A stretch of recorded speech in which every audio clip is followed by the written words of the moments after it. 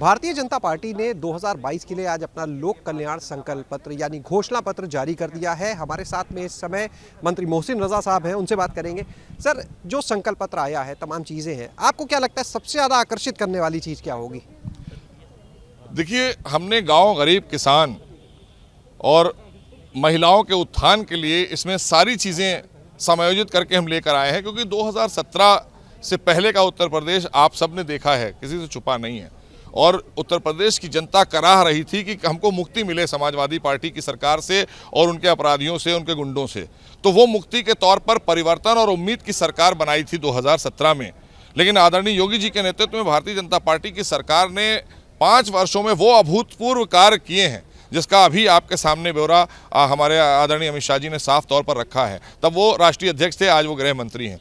तो हर चीज़ को ध्यान रखते हुए कि सुरक्षा भी ज़रूरी है, सुरक्षा हर चीज़ में रोड़ा बनती है। अपराध, चूँकि सुरक्षा अगर नहीं होगी तो अपराधियों का बोलबाला था, तो अपराधी हमेशा से रोड़ा बनते हैं विकास कार्यों में। बहनें सुरक्षित नहीं, विकास कार्य हो नहीं सकते थे, तो अपराधियों को ध्वस्त करने का काम आदरणीय योगी सरकार ने किया।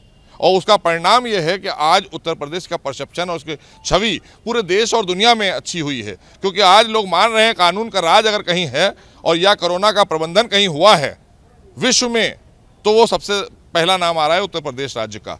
तो ये अपने आप में हमारे लिए गर्व की बात है कि जिस जनता ने हमको चुना था, हमने उस जनता के लिए वो कार्य किए हैं कि जिसकी प्रशंसा विश्व स्तर और राज्य स्तरों की देश में हो रही है। तो आज जो संकल्प पत्र हम लेकर आए हैं, इसको सिद्धि तक ले जाने के लिए हमें जिन जिन चीज़ों पर हम समझ रहे थे कि यहाँ पर हमें अभी और कार्य करना है, क्योंकि जनता को अगर विश्वास है किसी पर, वो भारतीय जनता पार्टी पर है, और हमें भी विश्वास है कि आज अगर हम वापस सत्ता में आ रहे हैं और हम आज चुनाव में जा रहे हैं, तो जो हमारी 312 सीटें थी व्यक्तिगत तौर पर भारतीय जनता पार्टी की, वो 313 करके जनता हमें वापस भेजेगी सत्ता में, 311 नहीं करेगी। क्योंकि हमने ईमानदारी के साथ में अच्छी नीति और नीयत के साथ सरकार चलाई है। उनके पास ना नीति है ना नेता है। अखिलेश यादव ने एक ट्वीट किया, कहा ये जुमला है, झांसा है। पहले पिछले संकल्प पत्र में कितना पूरा किया, उसका जवाब दें।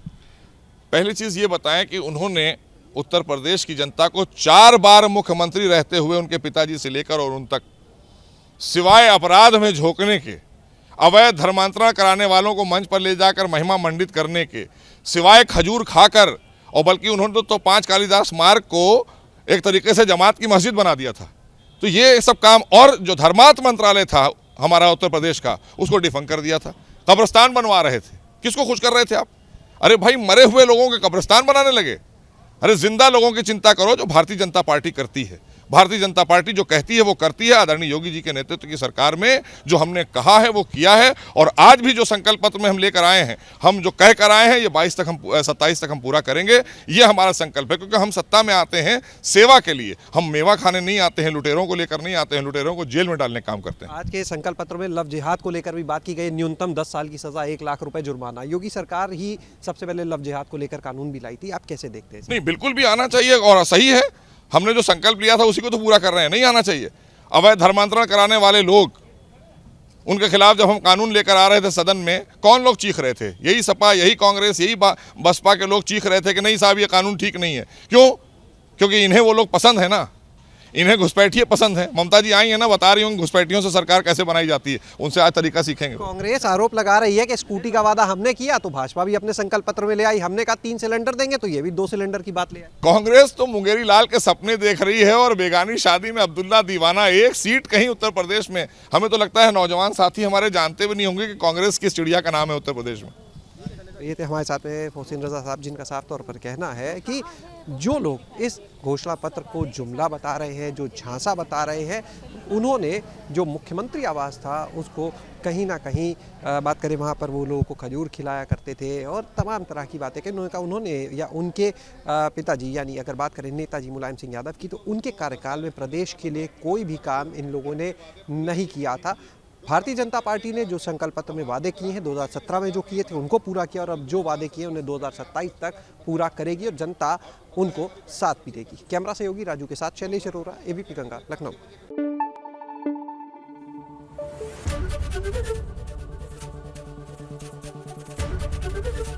एबीपी गंगा, खबर आपकी, जुबान आपकी।